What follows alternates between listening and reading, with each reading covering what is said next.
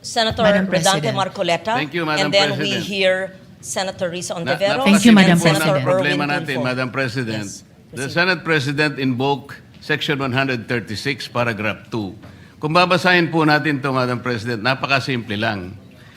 Ito pong Section 136, Paragraph 2, is a special provision in precisely amending our rules.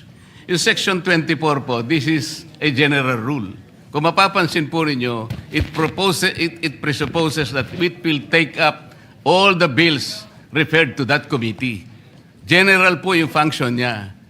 136, second paragraph, is a special provision. Sa principle po ng batas, yun pong special provision takes precedence over a general provision. Yun lang po, basahin po ninyo. Hindi nga po, it will not even take one day because this is not a new motion. Kung mapapansin nyo, ni-reiterate ko lang po ito eh. It was already moved last May 11 pa po. So that is even more than one day. So who is talking about one day here? Ang pinag-uusapan po natin, unless we respect Section 136, ang linaw-linaw po, it talks about the rules may also be amended. Diretso po ito eh.